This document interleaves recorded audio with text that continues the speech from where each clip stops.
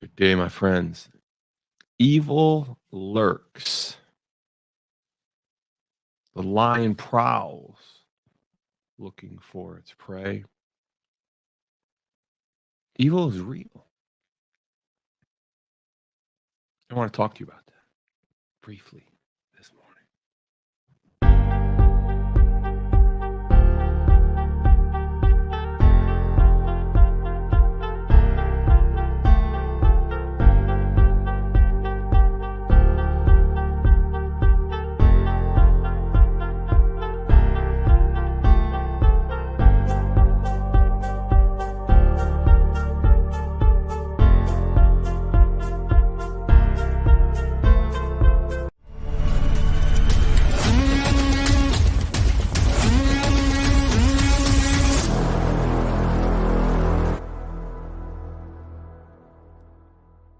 Good day, everybody. Evil lurks. It's real. I think that it's important that we understand that if we're going to believe in Jesus Christ, if we're going to believe in this religion of Christianity, this thought process, this mindset, this movement, this mission, this ministry of wired differently, if we're going to believe in all these wonderful things that God has done for us, all the kindness, consideration, loving, generosity, healing, miracles, we have to believe the opposite is out there. Because without Satan, there's no need for Christ. So I just wanted to share with you today this idea that evil lurks.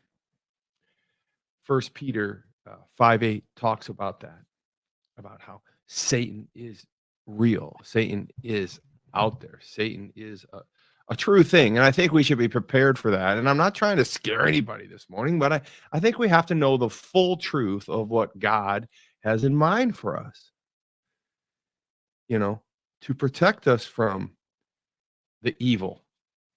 And so I think we need to talk about it this morning a little bit. Scripture was brought to me in my studies, and I thought, well, I'm dealing with a little evil myself.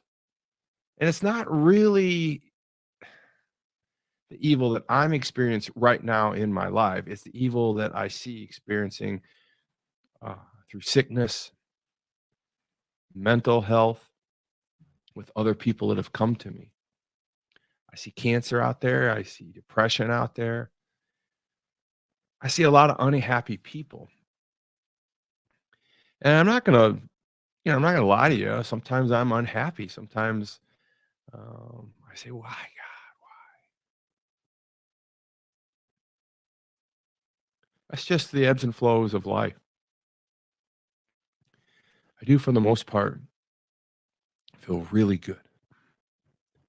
But when I don't feel good, I know that it's Satan. I know that it's Satan attacking, trying to bring me down. I know that the more I do these shows, the more I proclaim Christ, more followers we get, the more we grow, the more difficult it is to avoid evil in some regards because the target is bigger, larger. On me, my marriage is on attack. My family life is on attack. My businesses. I was just having a conversation with my mother-in-law yesterday, Janice, and she was actually giving me kudos. Her husband Gary and Jan both wrote me beautiful letters about the show and what we're doing. And I explained to her that we've had several pushbacks on Facebook over years, but I told her that we had actually lost some customers over time because of my faith and my show and my proclamation of Christ as being good. She was She was like, "Really? That really happens? I mean, why would anybody?" And I said, "Well, it's not.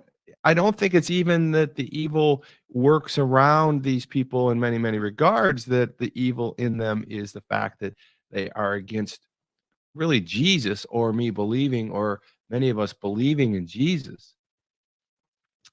It's with what the belief factor comes with it, right? Our stand firmness, if you will, in that the whole Bible is truthful. not just the things that we want to be truthful.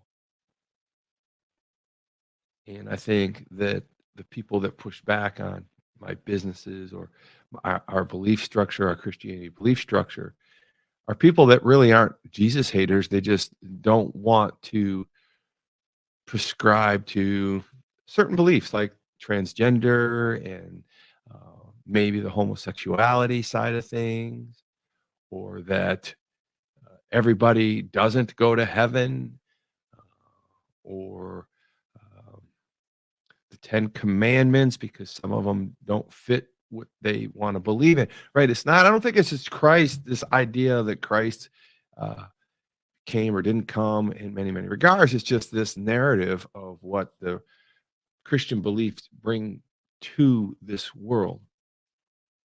All that to say is that evil truly does lurk. And I have a short show for you this morning because I'm traveling, but I didn't want to miss out on this Thursday in this message.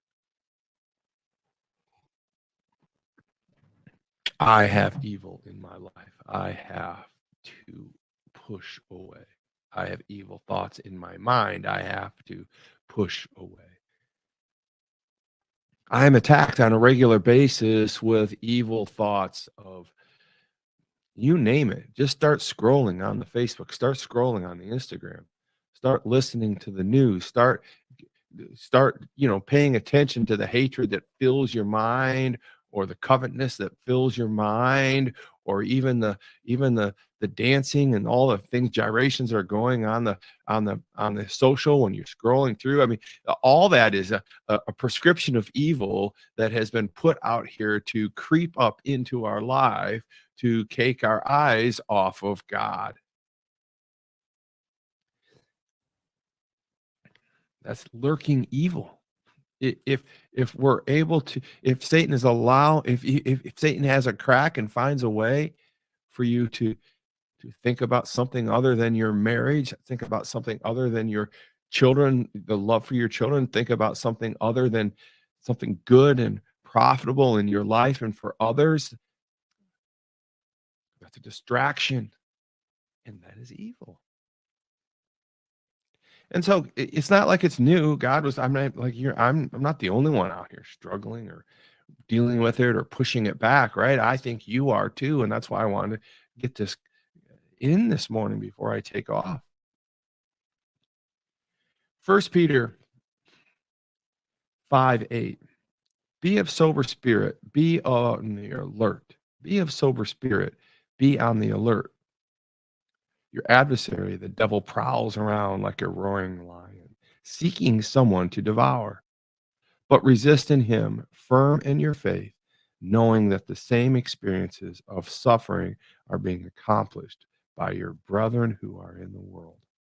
So basically, God's sharing through Peter, who is experienced sinner, experienced in being tempted. I mean, Peter like lied about, cheated on God 3 times, on Christ 3 times. He betrayed Christ 3 times. He was tempted 3 times. He was 0 for 3. I mean, 0 for 3. I mean, yeah, out of here, right? No, God brought him back 7 times 77. But there's 3 pieces I wanted to share with you in this regards is be of sober spirit, be on the alert. Your adversary, the devil, prowls around like a roaring lion, seeking someone to devour, but resist in him, firm in your faith, knowing that the same experience of suffering are being accomplished by your brethren who are in this world. Number one, I want to talk to you about offense. Number two, I want to talk to you about defense. And number three, I want to talk to you about this world. Number one, Peter said, man, I've been through this, bro. Listen to me. I have been through this, been through this, been through this. I'm writing this down because none of you are going to escape the fact that you are going to be attacked by Satan. The church was built around me, Peter, right? And I was attacked and I failed. So get on over it, everybody. Come on now, somebody. You're going to be there. Get ready, brace yourself. And here's what we got to do, we got to play some offense. How do we play offense? First of all, we need to be on offense. Be alert of your adversary. Be of sober mind. Number one, offense is to be alert and be on sober mind. I need you to be looking for where Satan is attacking you in your life. I need you to go on offense. I need you to be on a head on a pivot. Where is he? What's he trying to take? Who is he working through? Why is he after? What's the strategy? I'm going to take this move here. I'm going to study my Bible here. I'm going to do my devotion here. I want my head on a pivot. I'm on offense. I'm looking for the destroyer. I'm looking for the evil maker. I want to be of sober mind, meaning that I want to confess that I do know there's evil out there. I do know that I have to be on a pivot. I do have to be of sober mind, knowing that this is no joke. There's not just good out there. There's not just like God roaming around and working through Christians and Hare Krishnas and handing out money and giving out food and soup kitchens and all this stuff. There is real evil out there. Look at the streets. Look at the crackheads. Look at the meth heads. Look at the things that the zombies out there. Like, this is evil. This is real evil, right? I want my head on a swivel, and I want your head on a swivel. I want offense. Number two, now that we're on offense, that we are of sober mind, right? And we are alert. I want you to resist him firm in your faith. Defense. Resist. Don't run. Resist. Don't run. Resist. Don't run. Resist. Stand firm in your faith. Defense. Protect the goal, right? Block the shot. Keep him away from your children. Keep him away from your businesses. Keep him away from your wife, your husband. Defense. Offensive, sober mind, be alert, on a head on a pivot. And two, defense, right? Resist. You are perfectly equipped to resist Satan. There's no question that God has equipped you to resist him. Stand firm, toe to toe with him. Say, get back, Satan. Get behind me. And last but not least, you need to know that the same experiences of suffering are being accomplished by your brethren who are in this world. I don't think it's any coincidence that God talks about your brethren standing firm like me, playing offense like me. But he does close in this world.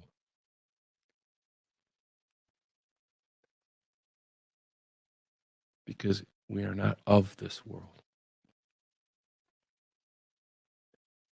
We are misfits.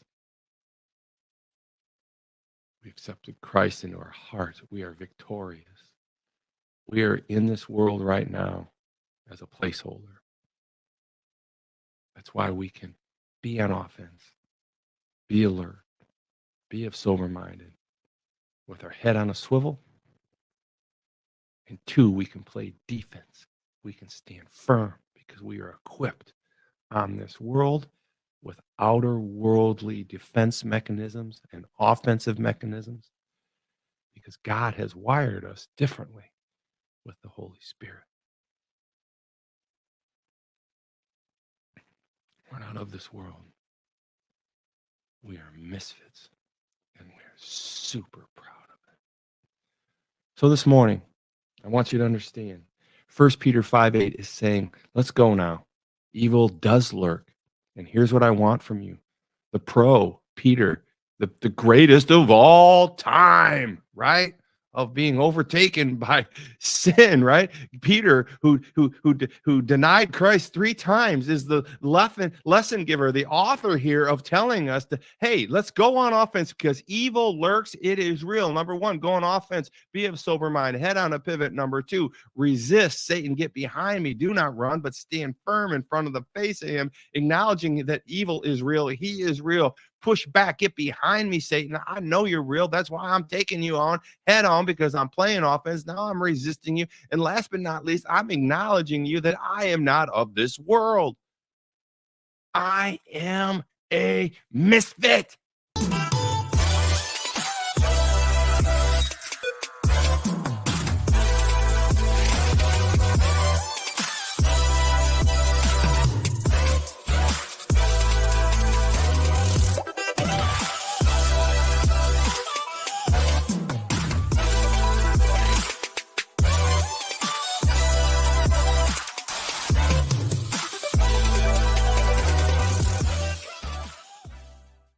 That's right. I am a misfit, and I want all you misfits to go to wiredifferently.com and type in the promo code wired15 and get yourself a shirt, a jersey, a hoodie, a long sleeve tee. There's female cuts, there's male cuts, there's female designs, male designs. That's right. We have them.